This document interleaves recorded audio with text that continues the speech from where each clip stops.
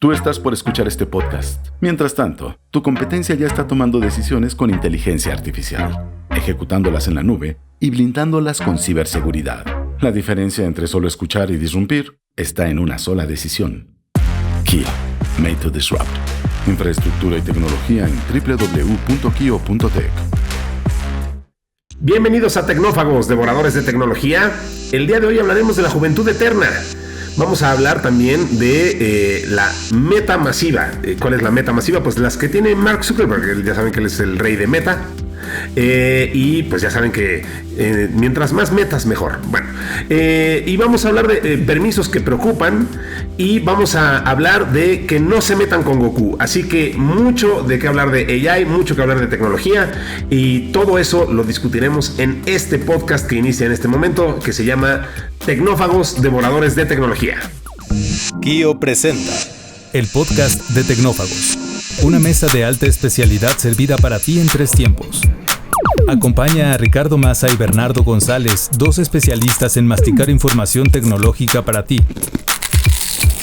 Prepárate para devorar junto a los tecnófagos todas las noticias de las innovaciones del momento. Muy bien, pues bienvenidos a un episodio más de Tecnófagos. Como podrán notar, sobre todo los que siguen este podcast rigurosamente, pues me aqueja la gripe, así que notarán que mi voz está un poco más deteriorada que de costumbre. Una disculpa por ello, pero yo sí me mantengo aquí firmemente en este podcast, no como todos mis compañeros que se la pasan vacacionando por todas las latitudes del mundo. Así que estoy al mismo tiempo que hago el podcast, doy un mensaje. Estoy aquí mandando un mensaje de estar aquí al pie del cañón. Porque vaya que vacaciona aquí todo el mundo. Mira, Bernie, la verdad es que si un día hacemos una vacante en Tecnófagos, podremos decir que no damos salarios competitivos, pero vacaciones es sí. Es así, damos a un montón. Pregúntenle a Dianita Álvarez, la productora de este show. Ahora ya está aquí de vuelta, ya regresó. Sí. Luisito Comunica le dijo que ya estaba vacacionando demasiado y que viajaba mucho, entonces ya tomó nota. Pero ahora el que se nos fue es el señor Mario Terrés, productor de este programa, y supliéndolo está pues mi compañero y amigo con quien siempre hago este podcast y al que siempre le aprendo mucho de sus conocimientos de tecnología. Él es el señor Bernardo González. ¿Cómo estás, mi querido Bernie? Muy bien, muy contento. Y pues bueno, ahora le tocó al señor Mario Terrés que le carguemos carrilla de que se fue a vacacionar. Parece que se va a ir un par de semanas, así es de que este episodio y el siguiente estaremos aquí Ricardo y yo tratando de hablar, de hacer el podcast y de grabarlo bien. Esperemos que todo salga muy bien. Y pues bueno, este episodio en particular trataremos de no hacerte hablar mucho para que no te lastimes la garganta. Y Dianita, bueno, ya nos encargó que ya está al pie del cañón, está trabajando, entonces ya no se preocupen más. Ahora vamos con el señor Mario Terrés a cargar la carrilla. Supliendo. Sí, supliéndolo. A unos y a otros, pues muchísimas gracias a ellos por dedicarles todo este tiempo que le dedican entre sus múltiples viajes. Muchísimas gracias a todos ustedes por escucharnos. Si lo hacen a través de la plataforma de Spotify, pues ranquéennos, activen las notificaciones, no se pierdan ningún episodio. Si quieren interactuar con nosotros, cosa que les agradeceremos muchísimo, pues lo pueden hacer a través de nuestra plataforma de Telegram. Ahí estamos Bernie y yo. Y bueno, y todos los demás que ya hemos mencionado, Ana Yancy Romero también, que nos ayuda con los guiones, en fin, la pandilla tecnófaga ahí anda en Telegram, y pues lo único que exacto, muy activos, como siempre, ahí los amigos de Tecnófagos. Fíjate que si me dejas un minuto, mencionar un par de notas. Digo, siempre están posteando muchas notas, mucha información muy oportuna. Sí. Hay unas personas ahí que les agradecemos porque le dedican el tiempo de estar leyendo lo que está pasando alrededor de la tecnología y muy amablemente lo comparten y luego se generan ahí algunas buenas discusiones. Y quisiera mencionar nada más 2 brevemente que me parecen relevantes, ¿no? La primera es que la semana pasada la empresa OpenAI lanzó una nueva funcionalidad a este famoso ChatGPT que se llama Agentes. Y está interesante porque combinan la funcionalidad de lo que ya habían lanzado anteriormente, que se llama Operator. El Operator, para quien no lo conozca, es una funcionalidad con la cual puedes controlar tu computadora. Puedes abrir un browser, puedes hacer búsquedas e interactuar con tus archivos a grosso modo. Todo esto con una máquina virtual. Y la otra que ya hemos mencionado mucho y ya tiene bastante tiempo y está en varias herramientas es el famoso Deep Research o esta investigación profunda, que cuando los combinas están bastante interesantes. Fíjate que el fin de semana hice ahí un par de pruebas. Sí. Una con un viaje que le dije, oye, quiero ir a tal lugar y tengo más o menos tanto dinero. Búscame un hotel cerca de tal oficina, ni siquiera le di la dirección. Y sí, después de unos 5 minutos puedes ver gráficamente como, digamos, una funcionalidad en vivo, cómo está creando la máquina virtual, cómo está abriendo un browser, se está metiendo a un montón de websites, se está analizando información y al final te entrega lo que querías, ¿no? El otro experimento que hice fue para comparar 2 laptops. Tenía aquí en casa que comprar una y dije, a ver, tengo tanto presupuesto, estoy interesado más o menos en este tipo de máquina con estas características, vivo en México, la quisiera comprar en línea. Y la verdad que bien interesante, se conectó a los websites, buscó si había ofertas, cuánto tiempo me la entregan, todas las características técnicas. Entonces, son 2 ejemplos sencillos, pero creo que si lo pueden probar. Entiendo yo que ahorita la pusieron disponible para los usuarios Pro. No para todos, yo te hablo desde mi tercermundismo. Sí. El rollout no ha terminado, lo están haciendo, ya pregunté y efectivamente es gradual. A mí no me ha tocado todavía, porque sí estaba yo muy indignado, pero efectivamente, o sea, si todavía no les aparece, no se desesperen. En estos días, si son usuarios Pro, en estos días se tiene que poder habilitar. Ahí lo verán en la sección de herramientas abajo. Ajá. Aparece esa sección de Agent, pero sí, no a todos nos ha tocado todavía, caray. Así es. Pronto va a aparecer por ahí. Y la otra noticia también de OpenAI, muy relevante. Ya sabes que esta compañía se ha destacado por, de alguna manera, estar a la vanguardia. Es una carrera con todas las tecnológicas que una semana... Claro. Una compañía saca el mejor modelo y luego en 1 o 2 semanas aparece. Tú mandaste un gráfico que explicaba eso, ¿no? Exacto, que es como un círculo, ¿no? De usted está aquí y ahorita el mejor modelo es pero la semana entrante eso va a cambiar y así sucesivamente. Así pero no sé si fue la semana pasada, durante el fin de semana, hubo una competición de matemáticas a nivel internacional que se llama la Olimpiada Internacional de Matemáticas. Correcto. Entiendo yo que para la gente que le gusta o se dedica a esta área del conocimiento, es una de las más sofisticadas, de las más complejas. Y esta empresa, OpenAI, otra vez, se llevó la medalla de oro por haber resuelto 5 de 6 problemas que mencionan ahí en la nota que son extremadamente complejos, donde solamente algunas personas, gente muy inteligente, que le entiende muy bien a todo este tema de las matemáticas, los puede resolver. Entonces, otro hito más en esta industria de la tecnología, particularmente en la inteligencia artificial, donde los modelos, al parecer, todavía no topan con pared, siguen sofisticándose y haciendo cada vez cosas más interesantes. Y pues lo que tú y yo hemos comentado en este podcast, pareciera que seguimos en la misma trayectoria, al menos hasta ahora. Sí, súper interesante todo lo que está pasando con OpenAI, no nada más en lo bueno y lo que acabas de comentar, sino también en la telenovela y el drama que están viviendo en esta fuga de cerebros tan brutal que también ya hemos platicado, y los problemas que están teniendo con su modelo de negocio que pues vaya que resumiéndolo, pues es que no tienen uno, ¿no? O sea, no hay los inversionistas pues están muy desesperados, no ven para cuándo esto empieza a generar lana, han quemado lana a un nivel absurdo, ¿no? O sea, es la cantidad de dinero. Estábamos platicando sobre un artículo el otro día y decíamos, bueno, mantener vivo nada más a ChatGPT, que es uno de sus productos, cuesta $700,000 diarios, ¿no? O sea, entonces han quemado una cantidad de dinero espeluznante y pues tienen metas. Es decir, su plan de negocio es literalmente seguir quemando dinero durante mucho tiempo. O sea, no tienen en el horizonte todavía empezar a generar dinero como compañía. Y pues entonces el mensaje de Sam Altman y compañía a sus inversionistas es paciencia, aguántense y esto sí va a generar lana, pero pues todavía faltan unos añitos, ¿no? Híjole, bien difícil. Pero pues digo, bueno, una frase que me encantó de un artículo que analizaba esto en Medium, que compartimos el otro día, decía decía, es que Sam Altman y OpenAI no son una empresa, no son un modelo de negocio, son un experimento científico muy caro.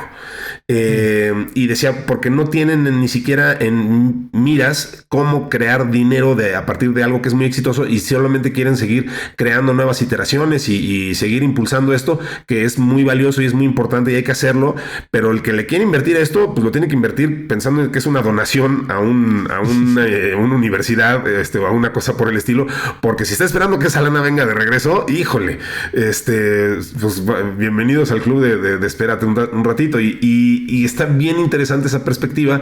Digo, por ahí nuestro querido y multicitado amigo Tony Rayo comentó que que así pasó con Amazon en su momento, ¿no? Y tardaron mucho en llegar al modelo ideal, y ahora pues obviamente son de las empresas más exitosas. En fin, o sea, están viviendo un momento de make or break, dirían en inglés, ¿no? O sea, ahorita OpenAI o aguanta y logra que sus inversionistas aguanten, o podríamos incluso ver el momento en el que tuvieran que desaparecer por la cantidad tan grande de fuga de dinero que están representando. Entonces es un momento súper interesante para ellos y para la IA en general, ¿no? Sí, mira, este comentario siempre lo hago con muchísima humildad, y tú ya me lo has escuchado decir, porque creo que hay muy pocas personas en el mundo que tienen la capacidad de vislumbrar lo que va a suceder en años venideros, sobre todo cuando hablas de temas tecnológicos. Yo no tengo esa capacidad, por supuesto, sí. Porque si la tuviera, pues no estaría haciendo este podcast trabajando todos los días, ya sería un millonario inversionista.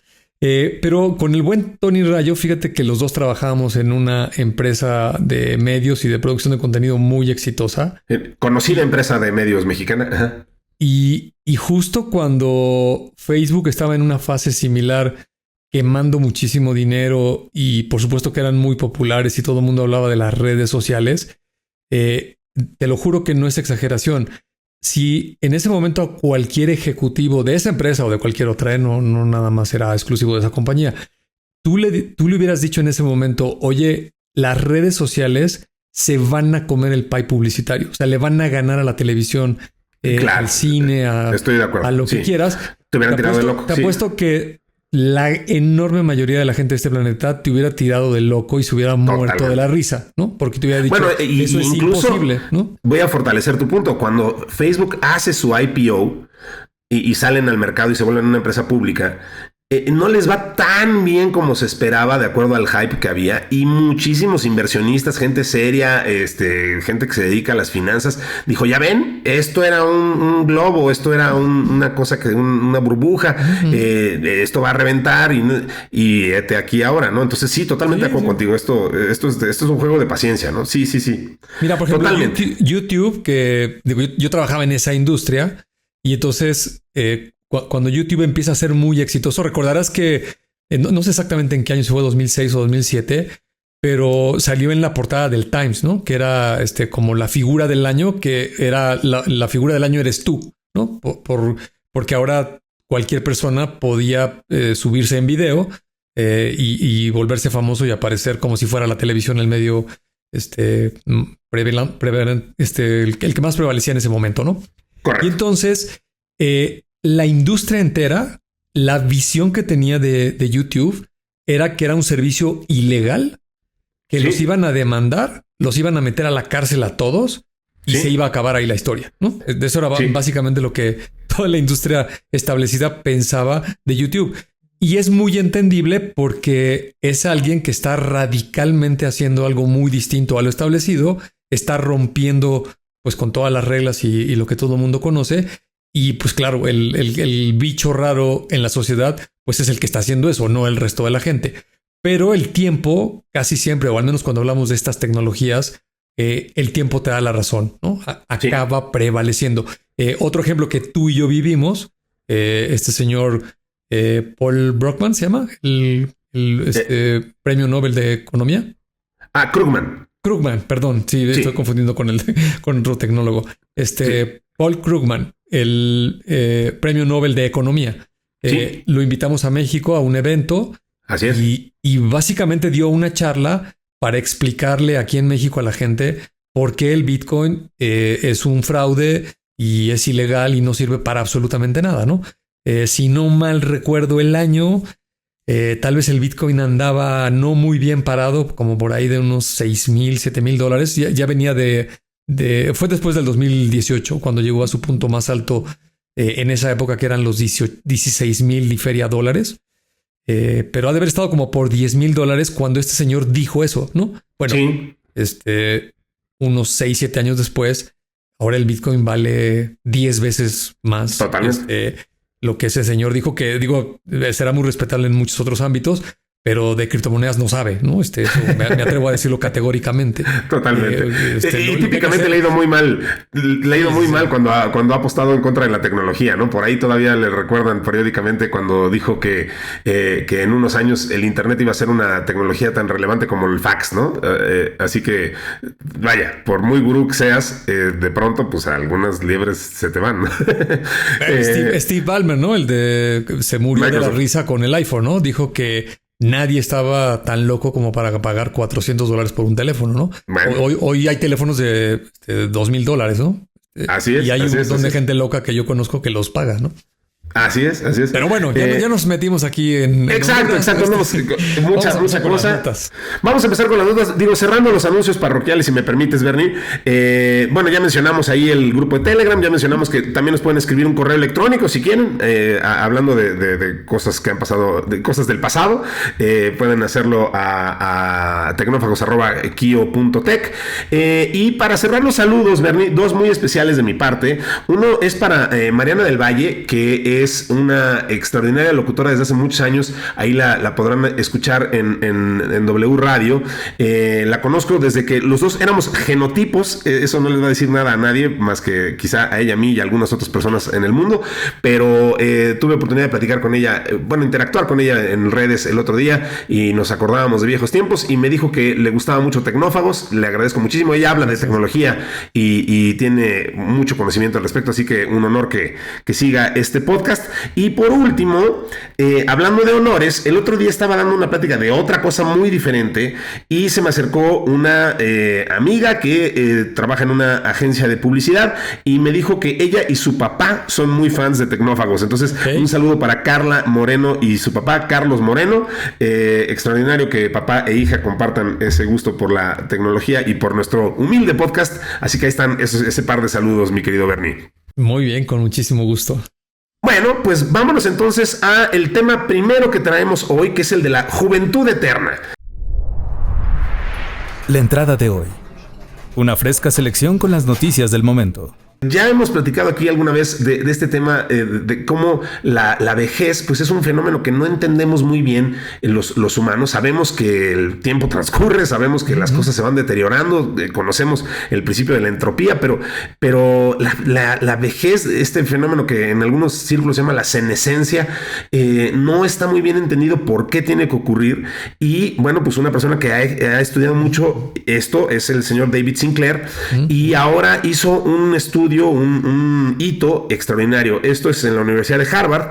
Lograron rejuvenecer células y tejido en animales, acercando la reversión del envejecimiento a los humanos. Este progreso, que fue impulsado por la integración de herramientas con inteligencia artificial y nuevas terapias genéticas, pues promete obviamente transformar la salud, la longevidad y incluso la economía, obviamente, en las próximas décadas. No, de verdad no es no es modesto decir que esto puede ser una gran revolución en los siguientes años. Este laboratorio, que insisto lo dirige David Sinclair, que es profesor titular de genética en la Harvard Medical School, logró un avance que hasta hace poco parecía ciencia ficción. Es rejuvenecer células y tejidos en animales. La idea de reprogramar células adultas, Bernie, para devolverles características juveniles, pues era vista con escepticismo. Sin embargo, este equipo activó de forma controlada ciertos genes conocidos como factores de Yamanaka que lograron restaurar la juventud de los tejidos. Entonces, de acuerdo con Sinclair, pues hemos logrado revertir el envejecimiento en ratones y monos, y pues los ensayos en humanos comenzarán el próximo año. Esto es bien interesante porque, bueno, pues obviamente el uso de inteligencia artificial les permite hacer en meses lo que antes hubiera tomado pues miles de años, con algoritmos y robótica analizan millones de compuestos para predecir su impacto sobre mecanismos epigenéticos Y pues los primeros ensayos clínicos están previstos para enero del próximo año, decíamos. Se enfocarán en enfermedades oculares como glaucoma y neuropatía óptica isquémica, debido a que el ojo es un órgano accesible y permite evaluar resultados de forma objetiva. Entonces, no solamente estamos hablando, obviamente, de devolver la juventud, que a lo mejor de bote pronto alguien podría pensar que es un tema más bien de ego o de vanidad. No, estamos hablando de extender la vida saludable, es revolucionar la medicina, y pues obviamente llevado a extremos, pues pensaríamos que también es una revolución sobre la organización social. En fin, ¿qué les digo? ¿No? Da para muchísimo este tema. Sí, absolutamente. Fíjate que yo leí el libro de David Sinclair, ¿Sí? y aquí ya lo comentamos algunas veces. Sí. Este libro que se llama en inglés Lifespan. No recuerdo exactamente el título en español, pero es algo como Vive Mejor o algo así. Ya ves que luego se adaptan los nombres. Pero si lo buscan en inglés se llama Lifespan. Y David Sinclair es muy activo. También tiene un podcast con el mismo nombre. Se llama Lifespan with David Sinclair, en el que habla precisamente de toda esta tesis que tiene en el libro. Y una de las cosas que me llamó la atención es en los primeros capítulos, él hace una analogía con lo que pasaba al final de la Segunda Guerra Mundial, cuando comienza todo el cifrado de datos para poder hacer transmisiones. Ya ves que es muy relevante que el enemigo no entienda los mensajes que estás transmitiendo y todas estas cuestiones. Correcto. Pero en ese entonces eran comunicaciones puramente de radio, aparatos de bulbos, todavía no se inventaba el transistor, muy limitados. Y entonces los mensajes llegaban incompletos. Había demasiado ruido en el medio o demasiada interferencia y no llegaba completo el paquete. Entonces al principio pues simplemente no lo podían descifrar o les faltaba un pedazo. Y hay gente muy brillante, matemáticos, ingenieros, que estuvieron trabajando durante un par de décadas y ahora es parte de los protocolos. De cualquier ingeniero en telecomunicaciones, en sistemas, lo entenderá muy bien, que estos protocolos tienen cifras de control, paquetes con los cuales se pueden reensamblar. Y hoy en día, digamos que conceptualmente, si un paquete llegó dañado o le faltan pedazos, hay maneras de reconstruirlo, ¿no? Yo siempre pongo un ejemplo que lo hemos experimentado todos de alguna manera. Cuando estás hablando en tu celular, de repente oyes a la otra persona que empieza a hablar más rápido, como las ardillitas, y es porque hubo una interrupción en la línea. De repente los paquetes se vuelven a reensamblar y para que le lleguen al usuario, pues te los avientan un poquito más rápido. Es un fenómeno bastante simple. Y entonces, este señor, que no tiene nada que ver con las telecomunicaciones, es un biólogo, alguien que se dedica a estudiar particularmente las células y su crecimiento, empezó a observar por qué se daba el envejecimiento. E incluso en ese libro, en esa publicación, él lo que quiere, no sé si ya lo logró, es que el envejecimiento se categorice como una enfermedad y no como un proceso natural. Sí. Y entonces, al ser una enfermedad, quiere decir que puede ser tratado, ¿no? Que te podrían curar de envejecimiento, o, como sucede con muchas enfermedades, a lo mejor retardarlo, los efectos, o que lo padezcas menos, ¿no? Porque sí, la gente que ya tiene edad muy avanzada, pues el grado de deterioro de los órganos, de la piel es muy notorio, y pues no es un proceso totalmente decadente, ¿no? Digamos, es lo que sucede. Sí, entonces tiene que ver, perdóname, nada más rapidísimo, tiene que ver con un proceso, esto que dices, tiene que ver con un proceso que ya explicamos alguna vez aquí, que es fascinante, que es el categorizar el envejecimiento como un padecimiento, como una enfermedad. Tiene que ver con que la reproducción celular se va haciendo cada vez menos perfecta y va, los famosos telómeros, los bracitos estos que tienen las células, se van haciendo más chiquitos cada vez que se reproduce la célula, y eso les impide tocarse después de cierto número de generaciones, de reproducciones, y al no poderse tocar, pues se pierde la información, y eso provoca en gran medida el envejecimiento. Espero estarlo explicando bien, o sea, lo expliqué de la forma más simple que lo pude entender, pero en esencia, ese proceso, esas imperfecciones en la reproducción celular es lo que nos causa el envejecimiento, y por eso David Sinclair lo cataloga como una enfermedad, ¿correcto? Así lo entiendo yo. Yo tampoco no soy ni biólogo ni médico, y entiendo que la evolución hizo que en muchos organismos, conforme pasa el tiempo, este proceso de transmitir la información del ADN entre una célula y otro, hay que recordar de las clases de biología de la secundaria, que los organismos vivos todo el tiempo de manera permanente estamos recuperando células. No me sé el dato del cuerpo humano, pero me parece que es del orden de meses que todas las células, me parece que de tu piel, cambian por completo, ¿no? Es decir, dentro de un año, al menos a nivel de mi cuerpo exterior de la piel, yo ya soy otro. Todas las células fueron totalmente rejuvenecidas. Eso es válido durante ciertos años.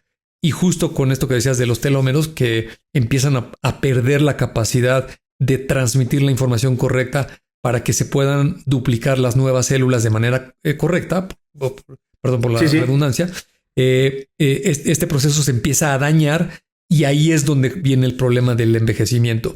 Entonces, lo que está haciendo particularmente David Sinclair y muchos otros científicos alrededor del mundo es tratar de eficientar este paso de información. Y una manera externa de hacerlo, ellos están trabajando, digamos, con el core, con la célula, para que esta información pase correctamente.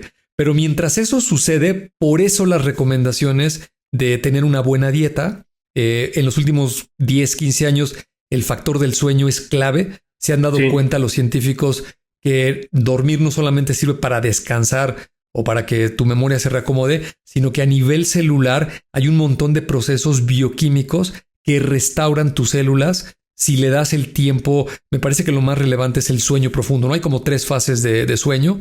El sueño REM y el profundo y no sé cuántas cuestiones. Tampoco soy experto, pero por eso la recomendación de que duermas al menos 8 horas. Antes había un mito de que cada quien dormía lo que necesitaba y había mucha gente que decía, yo con 3 horas al día tengo. Pues los últimos estudios de las últimas 2 décadas parece ser que eso no es correcto, que todos los seres humanos necesitan al menos dormir 8 horas y también ayuda mucho si tienes un horario, una disciplina. Si todos los días te duermes y te despiertas a la misma hora y no le metes variaciones, lo cual es muy difícil, desvelarte el viernes o el sábado y pararte a las 12 del día, parece que eso tampoco ayuda, ¿no? El otro factor es el ejercicio. Parece que también ese es fundamental. Y el último es el que no tengas estrés. Entonces, esos factores externos fuera de la biología, digamos que son hábitos y comportamiento de las personas, es lo que se llama el famoso epigenoma. Y también se ha desarrollado muchísimo en las últimas décadas. Déjame hacer una analogía. El ADN de nuestro cuerpo si fuéramos una computadora, es como el hardware. Es el disco duro, la memoria, la pantalla y el teclado, todo lo físico que tenemos en el cuerpo. Y el epigenoma es como el software. Entonces, cualquier persona que tiene un electrónico, una computadora o un teléfono, pues sabe que con el mismo hardware, si yo bajo una versión más potente de software que optimiza la memoria, que es capaz de sacarle más provecho a los procesadores, pues puede ser que funcione más rápido y mejor sin tocar el hardware. Entonces, más o menos esa sería la analogía de en dónde estamos parados en este momento con el genoma, el ADN, este famoso epigenoma, todas estas recomendaciones. Y como es una parte importante ahora también de la tecnología, de hecho se llama biotecnología, pues es probable que en las siguientes décadas se logren avances muy importantes. Y como tú lo apuntaste, un factor crucial pues va a ser el social, ¿no? El social económico. Porque al menos los últimos igual 300, 400 años, pues la economía está basada en una pirámide de edades, donde la gente que está entrando al mercado laboral tiene que hacer aportaciones a los sistemas de seguridad social para mantener a los que van de salida. Y entonces a la gente la jubilas a una cierta edad para que viva sus últimos años con una módica pensión. Y luego, pues hasta este momento todos sabemos que va a llegar un momento donde inevitablemente nos vamos a morir. Y ese ciclo va a estar repitiéndose todo el tiempo. Ahora, si empiezas a extender la vida, deja tú de que nos hagamos jóvenes.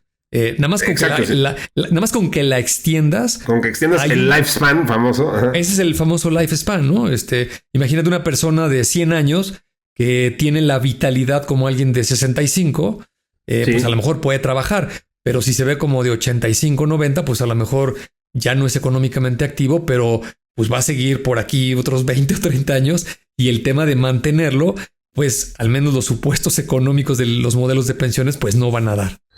Así es, esa es la gran discusión que se está trayendo ya a las mesas de los gobernantes y de los sistemas de seguridad social, porque pues ¿quién va a jubilar a todas esas personas? El sistema de salud social se calculó con base en ese lifespan de la gente se jubilaba a los 70 y se moría a los 75, ahora ya vivimos 85 o más y pues ya empieza a ser un problema, y si ahora resulta que vas a vivir 140, pues ¿quién te va a jubilar y quién te va a pagar una pensión 70 años, ¿no? Entonces es un gran tema, y pues vamos a tener que reinventar pues, la vida hábil, la vida útil y pues los sistemas de pensiones. Por eso se habla de este sistema universal de income que tanto han promulgado algunas personas, incluyendo en ellas a Mark Zuckerberg, de quien vamos a hablar en la siguiente nota, y pues vamos a hablar de él, si quieres, de una vez, mi querido Bernie. Vamos con este tema de los centros de datos que tienen mucho que ver con la inteligencia artificial. Tienen todo que ver, porque sí, efectivamente. A ver, Mark Zuckerberg, director ejecutivo de Meta, ha comunicado los planes de la firma para construir varios centros de datos masivos con los que impulsará el desarrollo de inteligencia artificial. Como bien anotas, Bernie, él ha asegurado que uno de estos grandes centros de datos va a estar listo para operar ya en el 2026, que está mucho más cerca de lo que uno quisiera admitir. A ver, para dirigir el laboratorio de superinteligencia de Meta, pues la compañía está centrando su atención en la enorme capacidad computacional necesaria y que hemos discutido aquí y comentado muchas veces para entrenar modelos de inteligencia artificial de vanguardia. La inteligencia artificial, como saben, pues requiere una gran capacidad de cómputo, y esa capacidad de cómputo en algún lugar tiene que estar, en algún lugar se tiene que enfriar, se tiene que almacenar.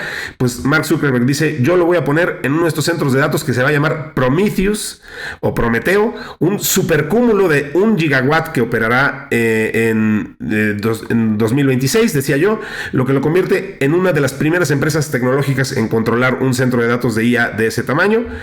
El otro va a ser Hyperion. Ay, porque digo, ¿por qué solamente Elon Musk le va a poner nombres mamilas a sus cosas, no? Dice Mark Zuckerberg. Yo también. Copiarle. Exacto. Entonces, Hyperion tendrá una extensión similar a la de Manhattan, así nada más, y alcanzará los 5 gigawatts en los próximos años. Su construcción ya está iniciada y se levantará en el estado de Luisiana, y será lo suficientemente grande, insisto, como para cubrir la mayor parte de Manhattan con todo y Central Park.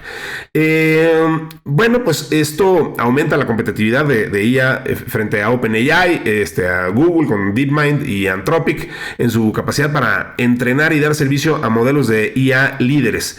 Pues digo, evidentemente los expertos estiman que los centros de datos podrían representar el 20% del consumo energético de Estados Unidos para el 2030, frente a tan solo el 2.5% que representaban en 2022. Y bueno, pues sin un rápido aumento en la producción de energía, pues esto podría causar aún más problemas a las comunidades. Esto es el tema, ¿no, Bernie? Digo, ¿cómo estamos incrementando la demanda de energía sin incrementar la producción de la misma? Pues ahora sí que ¿cómo le vamos a hacer? Sí, mira, yo creo que se conecta un poquito con lo que platicamos en la introducción, esta falta de visión, porque una de las cosas que sucede en la historia de la humanidad es que cuando el ser humano inventa algo que le demanda, le implica o requiere de algunos factores, por lo general, si tiene detrás un incentivo económico, es altamente probable que lo que sucede es que se acelere el desarrollo de esa carencia. Yo soy un tecnooptimista, lo reconozco claramente, para que no vayan a decir que estoy aquí tratando de decir otra cosa. Y como soy muy optimista y lo que leo, a lo mejor tengo un sesgo, un filtro, pero yo veo un gran desarrollo en energías, en producción de energía eléctrica, de fuentes renovables limpias. Ojalá, como la solar, como la eólica. Estoy hablando a nivel global, no de ninguna región en particular. Y por supuesto la nuclear. Pienso que lo que va a suceder, tal vez si va más rápido el desarrollo de centros de datos y la instalación de todos estos servidores que consumen una gran cantidad de energía, es probable que en algunos lugares, en algunas regiones del planeta, se vivan estos problemas, pero creo que en un tiempo razonable se va a desarrollar la contraparte, la generación de la energía, y esto se va a compensar. Y tal vez por eso es esa gente prodigiosa que tiene una gran capacidad de visión. Me refiero a gente como Ray Kurzweil, ha escrito varias publicaciones donde incluso hace predicciones de en qué año va a suceder qué. Hablando de gente que puede ver el futuro, que mencionabas hace rato, ese sí le ha atinado a muchísimas, ¿no? Exacto. Él dice que en 2029 el planeta Tierra va a ser autosuficiente solamente con la generación de energía solar.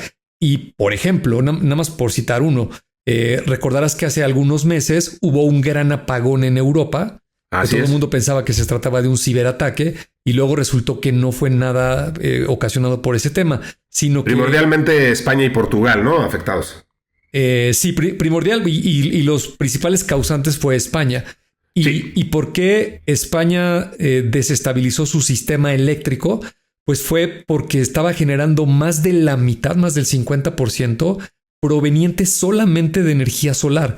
Y resulta que en el diseño, no me voy a meter a volverlo a explicar, pero esta fuente solar no tenía los controles y las regulaciones que típicamente tienen las plantas que queman combustóleo o que vienen de hidroeléctricas. Y entonces el comentario lo hago porque imagínate, si España, que es un país pues económicamente de los más avanzados, está en Europa, un país mediano, no estás hablando de un país chiquitito, y ya tiene. Ahora sí, ¿qué puede esperar uno? Ajá, ¿qué estará pasando en China? ¿Qué estará pasando en Singapur, en otras latitudes con toda esta generación? Yo sí soy optimista de que esto se va a compensar. Y ya no vamos a regresar al otro tema, pero toda esta aceleración de estas tecnológicas apostándole miles y miles de millones de dólares ahorita en este momento en particular a la inteligencia artificial es porque algunas personas sí están vislumbrando cómo se va a transformar la sociedad, principalmente la economía, y cómo esto les va a redituar, como ha sucedido en el pasado. Y no me refiero el corto tiempo, lo que hemos vivido nosotros, los que estamos vivos ahorita, como la computación, el Internet.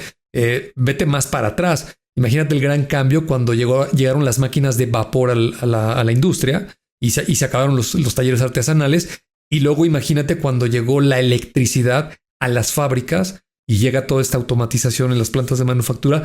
Debió haber sucedido algo muy similar, ¿no? Sin duda, debe de haber sido, bueno, y eso me regresa a algo que ya hemos comentado, que es que es muy interesante pensar que estamos viviendo una época muy similar a la revolución industrial, a la llegada de las máquinas de vapor. O sea, no es descabellado decir que así se debe de haber sentido en sus inicios este tipo de revoluciones. Estamos viviendo un momento transversal, importantísimo, sin precedentes en el mundo y pues así se sienten esos tipos de momentos. No saber qué es realmente lo que está pasando, qué capacidades tienes, qué adoptas, cómo te pronuncias, cosas a favor, cosas en contra. Pues bueno, así de trascendental es el momento que estamos viviendo hoy con la inteligencia artificial, con el consumo de la energía, con lo que eso significa en recursos. Y de hecho, la nota siguiente también tiene que ver con este tipo de cosas, así que si me permites, pues vamos a por ella. ¡Vamos! El plato fuerte, cocinado a fuego lento durante la semana. Y es que, a ver, Bernie, nos sacó un susto nuestro querido amigo WeTransfer, un servicio que tengo que decir que yo ya había perdido un poco el radar, ya no quiero pensar, ahorita estaba revisando un poco los números, pero que yo pensé que ya había perdido un poco de relevancia, de trascendencia, o sea, porque pues ahora los servicios en la nube cada vez incrementan más sus capacidades y los archivos que transfieres o que dejas ahí en la nube para que los archivos colaborativos, pues como que ya no es tan común el de, pues este archivo está muy grande, necesito que pasártelo por un WeTransfer, pero vaya, sí sigue siendo un servicio muy utilizado que genera muchos millones de revenue al año. Ahorita les doy algunos datos. El chiste es que WeTransfer sacudió a su base de usuarios, a sus 80 millones de usuarios, debería yo de decir, que es un montón, porque movieron algo en sus términos y condiciones. Ese documento que nadie lee, que todo el mundo dice, sí, acepto, por usar y bueno, pues alguien revisó ese documento y dijo, un momento, aquí están hablando de que a partir de ahora, con estas nuevas condiciones, pueden operar, desarrollar, comercializar y mejorar el servicio o nuevas tecnologías utilizando mis datos. Entonces, digamos que traducido del legalés al español, alguien dijo, esto significa que pueden usar mi información para entrenar modelos de inteligencia artificial. Entonces, vaya, esta licencia contemplaba derechos para reproducir, distribuir, modificar, crear obras derivadas, difundir, comunicar públicamente, exhibir y ejecutar el contenido sin ofrecer compensación alguna a los usuarios.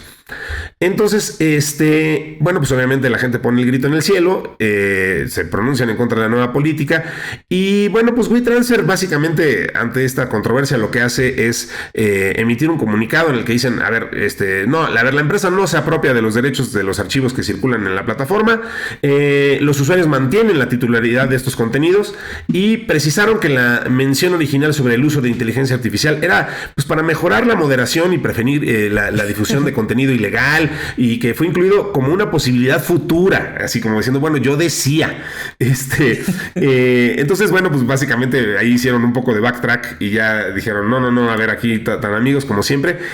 Lo cual, bueno, a ver, es solamente queda como a nivel anecdótico de una plataforma como WeTransfer, pero pues nos regresa a una conversación muy importante que es el uso que se le da a nuestra información en cualquier servicio que utilizamos en Internet, ¿no? Sí, absolutamente. Mira, como dice la frase, esta película ya la vimos. Y lo voy a conectar con este episodio. Lo debimos haber llamado la visión o los que tienen visión. Estamos recurriendo mucho a ese término. Pero a los gurús. La gente que le tocó ya, digamos, como adolescente, como adulto, la época previa a las redes sociales y luego cómo fueron surgiendo y cómo los usuarios las fuimos empezando a utilizar. Estoy seguro que estarán de acuerdo conmigo. De hecho, no sé si a ti te pasó, pero Twitter, a mí cuando alguien me lo explicó, yo no le entendía para qué servía, ¿no? Eran 140 caracteres para decir, sí, ya llegué a mi oficina. Y yo decía, ¿y eso a quién le importa o qué relevancia tiene? Porque otra vez, es muy difícil visionar o imaginarte a dónde pueden conducirte las cosas, ¿no? Y Facebook, estoy seguro, yo no era muy fanático de Facebook por lo mismo, porque no le encontraba el chiste, pero parecía como muy simplista, ¿no? Oye, pues principalmente amigos, la familia, pues van a poner ahí que este sábado nos vemos en casa de la tía Lola y el cumpleaños y el tío ya se enfermó. O sea, conversaciones como irrelevantes que no tenían pues mayor trascendencia, ¿no? Y menos que fueras a generar un negocio con esas conversaciones o fueras a construir un imperio, ¿no? Y fueras a atacar el mercado de la publicidad. Y resulta que lo hicieron de manera indirecta. Nadie vendió el pastel de la tía Lola, ni el mensaje de que Juanito estaba enfermo y tenía calentura. Pero lo que hizo esta compañía y muchas otras es que en esas conversaciones empezaron a detectar patrones de preferencias, de consumos, de muchas cosas. Y eso sí era muy valioso para los anunciantes y el resto es historia, ¿no? Entonces, aquí a mí me parece muy claro para dónde va la jugada, ¿no? ¿Por qué empresas como Microsoft, como Google, Dropbox, LinkedIn le están metiendo y invirtiendo estas cantidades estratosféricas de dinero? Me da la impresión, no sé exactamente cómo, pero va a suceder algo muy similar, ¿no? En algunos de los episodios, tú y yo explicábamos que más o menos el 90% o más de la información que existe en este planeta en formato digital no ha sido indexada por estos algoritmos de inteligencia artificial generativa. ¿Por qué? Porque no se puede acceder en este momento. ¿Cuál es la única información con la cual se han entrenado y alimentado estos modelos? La que está públicamente disponible en Internet. Wikipedia, los buscadores, los libros digitalizados, los foros, obras públicas, libros, revistas, ensayos, papers científicos, etcétera. Todo lo que está, digamos, en el dominio público, independientemente de que tenga o no derechos de autor, ahí hay toda una discusión, pero si estaba accesible públicamente, con eso los entrenaron. Lo que no pudieron acceder y no están entrenados con eso los modelos es pues con la nómina de la empresa fulanita de tal, con el estado financiero de no sé quién, con tu registro del seguro social, con información de tus vacaciones, etcétera. Toda esa información que está en el dominio privado de las personas, los gobiernos y las empresas, que es un 90% o más, pues todavía no ha sido indexada. Y entonces, no sé cómo, pero va a suceder algo muy similar a lo que pasó con las redes sociales. El que estos algoritmos analicen esos archivos y vean qué tienen adentro, no se van a robar tu estado de cuenta ni la contabilidad de la empresa de enfrente, ni mucho menos, pero seguramente van a entender algún patrón, van a inferir cosas y tal vez se van a montar en un modelo de negocio existente o va a aparecer algo nuevo, muy lucrativo, y por eso hay gente que está totalmente convencida de hacer en este momento grandes inversiones que dentro de algunos años, vas a ver cuando cambie la sociedad y la economía, van a empezar a cobrar los rendimientos de dicha inversión. Por eso es tan relevante lo que mencionábamos al principio. Estoy totalmente de acuerdo. Sam Altman sabe que tiene la masa crítica y tiene la visión y los ojos del mundo puestos en su plataforma, y por eso él y sus inversionistas siguen desarrollando OpenAI. Visto desde un punto de vista de negocio puro y duro, pues no tendría ningún sentido. O sea, te dirían, oye, ¿por qué le estás invirtiendo algo que quema dinero como una incineradora? Y tú le sigues metiendo y metiendo y metiendo. Bueno, porque esto va a construir en algún momento. No sé cómo, pero algún día lo va a hacer. Hay un clip muy simpático de Sam Altman, que además, frente a inversionistas, estaba hablando de la inteligencia artificial general, y le dijeron, oye, bueno, ¿y cuál es tu idea de un modelo de negocio cuando por fin logres desarrollar la inteligencia artificial general? ¿Cómo lo vas a capitalizar? Y contestó, y sí, casi cito textual: no tengo idea. Mi idea es construirla y luego preguntarle a ella cómo le hago para hacer un negocio con ella, ¿no? Él lo hizo medio irónicamente. Sí, claro, por supuesto. Pero vaya, me parece muy demostrativo de lo que estamos platicando, de que al final la idea es saber, necesitamos desarrollar estas tecnologías, sabemos que van a ser valiosas, y que lo son ahora, y que eso eventualmente va a construir un negocio. ¿Cómo y qué cara va a tener y de dónde va a estar el verdadero capital de esto? Ahorita pues no podemos tener la visión. Me acordé perfecto ahorita que ponías el ejemplo de Twitter. O sea, alguien me habló de un modelo de microblogging, que en ese momento les dio por llamarlo así, y yo decía, bueno, pues y de verdad, ¿a quién le interesa esto? Pero bueno, pues está llamando la atención de la gente, alguien va a encontrar la forma de capitalizarlo, y hete aquí que pues por supuesto que sí. Entonces sí. Que ahorita que diste esa explicación y tratando de conectar lo que expliqué, que lo estoy diciendo mientras se me está ocurriendo, estoy tratando de estructurar mis ideas, digo, nada más es un pensamiento.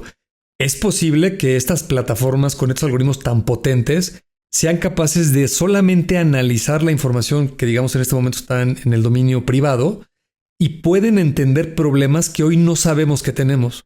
Las personas, los gobiernos y los individuos. Y una vez que entiendan cuál es ese problema, nos van a dar la manera de resolverlo, y seguramente habrá un modelo económico detrás de eso, ¿no? Ese es, digo, nada más tratando de aterrizar algo conceptualmente. Exactamente qué y cómo, no tengo la menor idea. Exacto. Pero para eso necesitamos una mente que sea 10,000 veces más poderosa que la mente humana, que es a lo que se le está tirando con estos modelos de ASI y AGI, o sea, inteligencia artificial general, y superinteligencia artificial, que es a los siguientes pasos, a las siguientes iteraciones, y lo que esperamos que se desarrolle muy, muy pronto. Vamos con nuestra última nota del día de hoy, mi querido Bernie, que tiene que ver con Goku, sorprendentemente. Vamos. Siempre queda un espacio para el postre. Y bueno, pues ya habrán visto, leído, escuchado en algunos medios, particularmente los que sean interesados como yo en los medios de comunicación mexicanos, pues el relajo que se armó alrededor del uso indebido que hubo respecto a la voz del legendario Pepe Labat, para que, bueno, porque se clonó su voz por una inteligencia artificial sin consentimiento.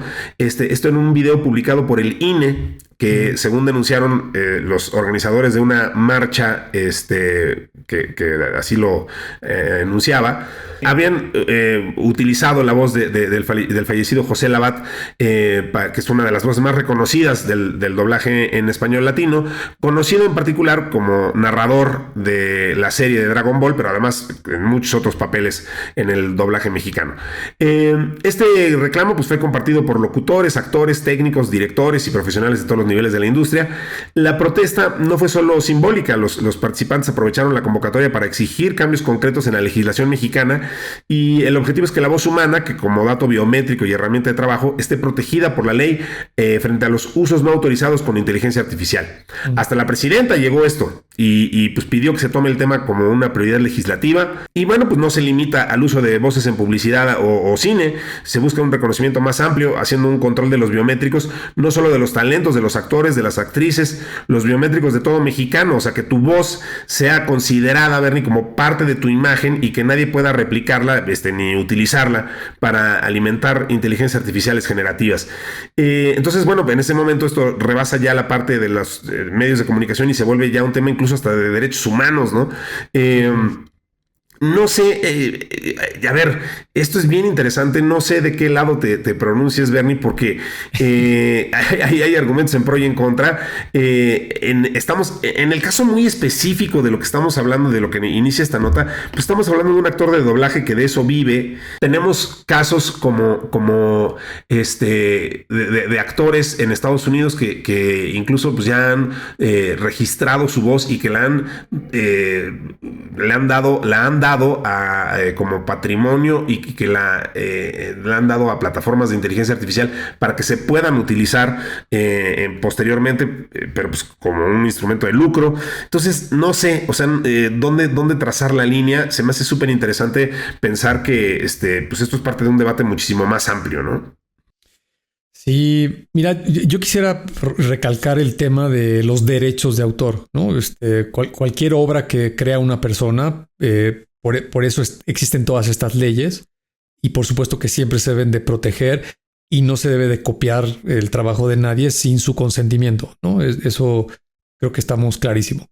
Ahora, si partimos de ese hecho, otra vez históricamente me parece una visión un tanto corta decir, oye, que se prohíba que la voz de Bernardo la digitalicen, ¿no? O que la voz de Bernardo la pueda tomar un ente de inteligencia artificial para hacer X o Y, Z. Y déjame poner una analogía que no sé si aquí en este programa ya la he mencionado, pero se me ocurrió hace mucho tiempo, ¿no? La gente que le gusta la música, antes de la invención del fonógrafo, la única manera de escuchar música o un cantante era en vivo, ¿no? O sea, vámonos al año de 1800 para atrás. Y si tú dices, oye, pues hoy es mi cumpleaños y me gustaría traer unos mariachis o una orquesta de música clásica, lo que sea, o unos cantantes de la calle, pues hay que ir por ellos y hay que pagarles porque la única manera de escuchar música es en vivo.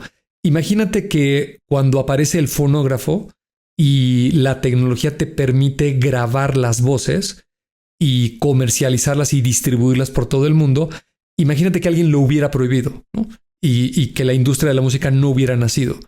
Pues sería tremendamente limitada la música porque pues escucharíamos a la gente del lugar donde vivimos y párale de contar. No habría manera de que escuches a alguien de otra latitud a menos de que se trasladen y vayan a ese lugar, lo cual pues sería tremendamente lento.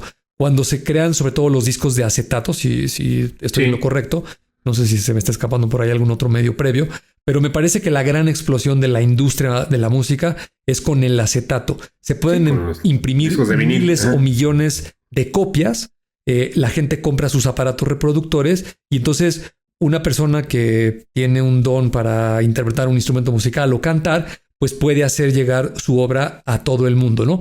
Evidentemente hay una remuneración por ese trabajo y está... Es lo que te iba a decir, el punto es el lucro, ¿no? O sea, exacto. Exacto, pero de ahí se derivan un montón de cosas, ¿no? Puedes hacer giras de conciertos y te pueden escuchar en todo el planeta y puedes generar merchandising y te pueden vincular, no sé, al teatro, al cine, a eventos, lo que tú quieras, donde pues siempre hay un incentivo económico detrás de esa necesidad de por qué subirte a otro medio, por qué estar en otro lugar o usar cierta tecnología. Aquí yo veo una gran similitud.